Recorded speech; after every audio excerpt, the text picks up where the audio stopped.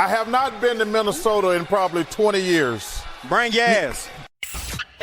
These guys survived the David Kahn era of Timberwolves basketball and live to tell about it. It's Flagrant Howls. Hello and welcome to Flagrant Howls, a Timberwolves lifestyle podcast. It's Mackie, it's the sports dad, Judd Zulgad, and our friend Darren Doogie Wolfson on the Scoop Session podcast that we put out on Minnesota Sports with Mackie and Judd said a couple really interesting things yesterday. Two things in particular that we should drill down on here on Flagrant Howls after we say hello to our friends at EcoFun Motorsports, your summertime fun headquarters. There's two EcoFun locations, one in Burnsville, one in Forest Lake. Scooters, motorcycles, ATVs, side-by-sides, electric bikes. And on the waterfront side, which you can find at the Forest Lake location, 2024 Kawasaki and Yamaha watercraft.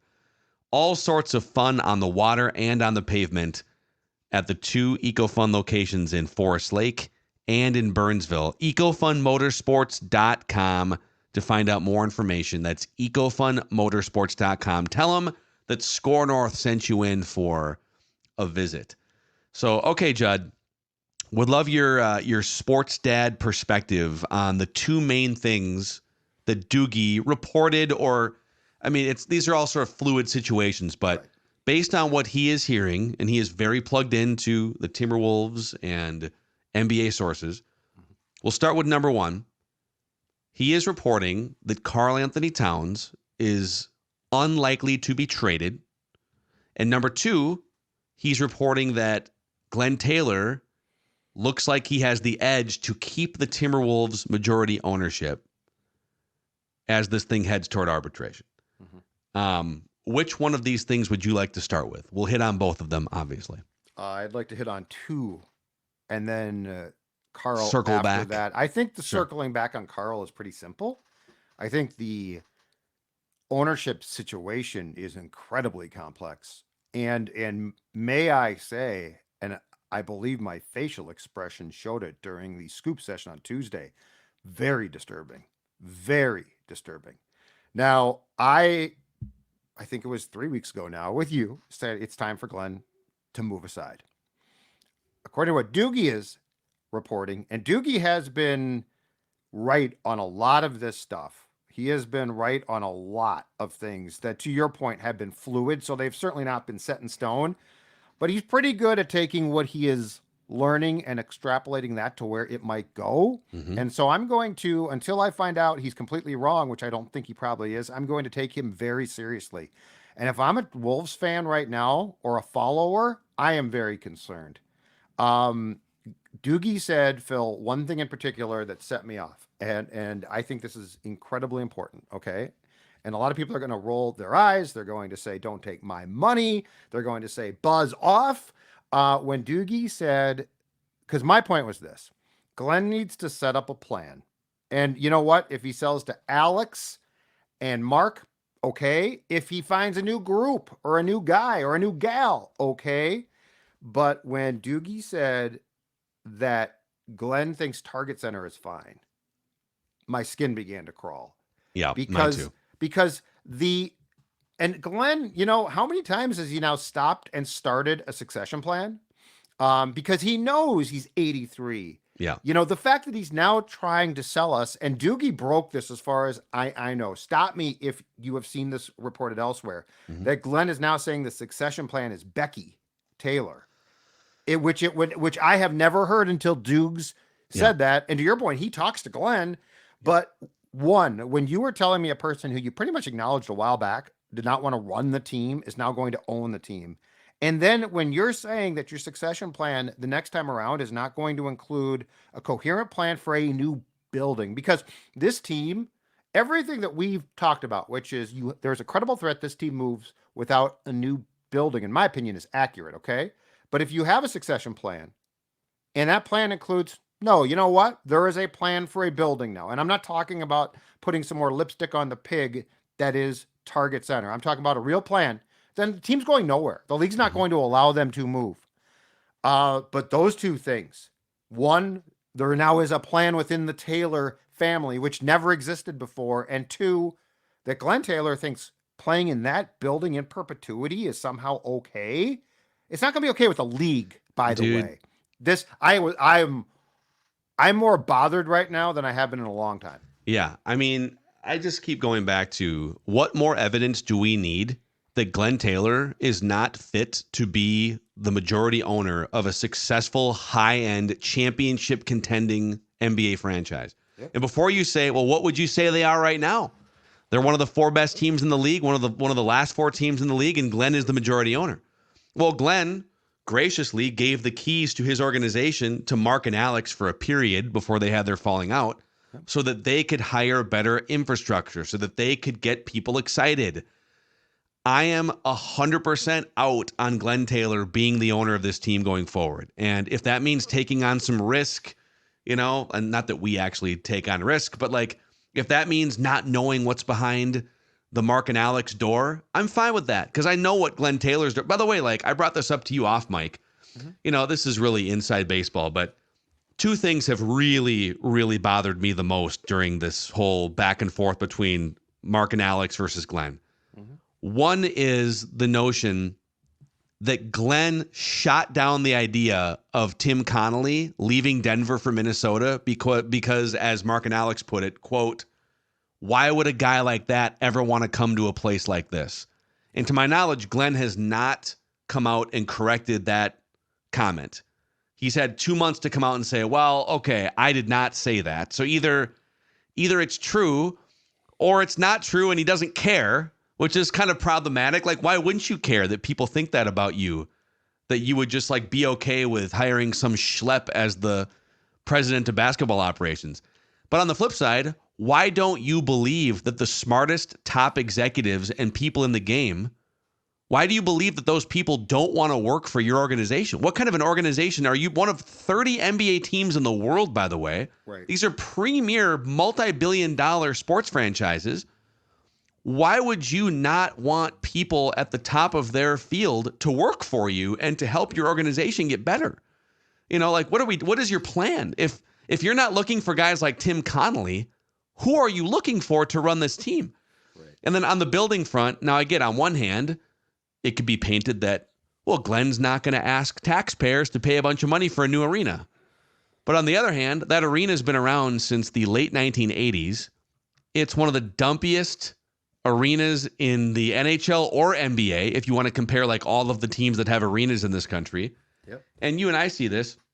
We walk by, there's like the tunnel from where the media and the courtside seats are behind the basket. You go underneath and there's a media room back there. There's the Mark and Alex ownership room that they built. But then there's like a public bathroom available for employees and for Lexus Club members. It is the dumpiest, crappiest bathroom. It smells. There's like yellow off-colored stains all over the place. Yeah. It's a disaster. It's a 35-year-old bathroom. And by the way, like I know that Glenn is aware of it. I know that he knows what that bathroom looks like. You walk by that every single game and you don't think to yourself, forget about a new arena. You don't think to yourself, maybe we should get some new like paint on the walls or some new decor in here to make these less like prison bathrooms. Yeah. It's your team. It's your arena. And you have such low standards for what you accept. I know exactly what you are as an owner, Glenn. And maybe he's more likely to write a bigger check for the second apron, which by the way, might not be true either. I don't care. For the long-term health of the franchise, get this dude out of here as soon as possible. The remodel of that building, now there have been 2 tweaks, but the one that they did to really improve the concourses a couple of years ago, 5 years ago now or so, was a waste of time and money. They should have blown the place up at the time and built a new one, which they could have done, but of course they didn't want to invest that much. But I mean, if you look at that building has more seats upstairs than downstairs, which was a stupid decision in 1990 and is an asinine one in 2024. They've redone the suites, but it needs more suites. That building is behind the time in suites by a ton. That building, they did redo and made a pretty nice area for what the Wolves use as a locker room. But if you've ever been in what is still the visitors room, it's way too small and cramped. Like they are creating these media areas because they don't have enough room. And look, the one thing is, I do agree that if Alex and Mark are awarded the team, and what Dukes has said, it's going to then go to a vote because it does not automatically give those to the team if they win the arbitration hearing. And if it goes to the Board of Governors, the Board of Governors, who are Glenn's friends, could be like, sorry about this, but you don't have enough money. We have found flaws. All of that being said, though, I'm going to tell you right now, they're going to bring up the building. And they're going to say, what's the plan here? And when Glenn says, oh, the building's fine, they're going to say, no, it's not. There is no building from that time period. And that includes Orlando Magic, the Miami Heat, the Charlotte Hornets at the time, and the Timberwolves. All built buildings at that time. Only one of them is left. It was the worst possible time because they didn't yet have a good idea about how suites should be structured. I mean, the X is going on 25 years old, but it was built in a sweet spot time where technology had caught up enough to update it, right? Yeah. So like there are major question marks here. But I'm very worried by Glenn sort of squatting on the team, that while fans will think, well, I mean, we don't have to pay for a building and Glenn is stable. 83. Someday we all die. Someday when he dies, where does that leave the franchise? That's a big question. And as far as I can tell, there have been stops and starts, Phil, in succession plans, but there is no plan here. Yeah. That should worry you. Yeah, I think my last thought on this, and we can get to the cat thing, is if you are the other owners in the NBA, you're the other 29, the Board of Governors, the majority owners of the other 29 teams, and you have Glenn Taylor with really no like actual 10 to 15 year plan for this franchise, arena or otherwise. He's shocked that a Tim Connolly would even step foot in Minnesota. Oh my gosh, this is crazy, right? Like you don't have a vision for this thing. You're just sitting courtside and you're just kind of along for the ride and writing checks, whatever.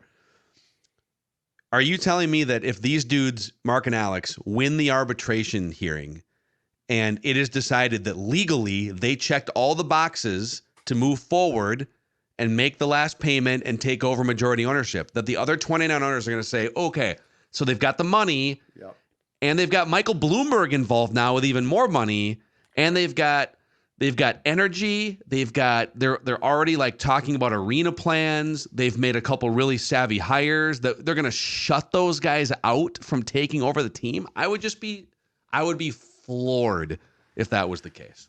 And if they do, I still want to know, what's the plan here? Like, that's the thing. For sure. What are you doing? What's the plan? And are they just now going to disappear? Because I can tell you, I think we all agree here, there was a feeling of rejuvenation around this franchise that we haven't felt in years. Yep. Okay, on the other front, the other thing that Doogie was telling us is, hey, we're sitting here, we're a week before the NBA draft. We are less than 2 weeks away from NBA free agency, where free agents like Paul George, LeBron James, if he opts out, that they can start agreeing to contracts with teams. So like player movement, the finals are over. This is player movement season right here. That's great. And the Wolves have been done for 2 weeks or whatever it's been, 3 weeks. So if you're going to hear something big surrounding the Timberwolves, Karl-Anthony Towns, you'd start to hear things behind the scenes right now. And Doogie, who's talking to people in front offices, talking to agents, has heard nothing but crickets on the Karl-Anthony Towns trade front, despite some of the other steam that we've gone over on this show. So are you buying that the Wolves are essentially standing pat with their main players, their highest paid and most important, highest usage players?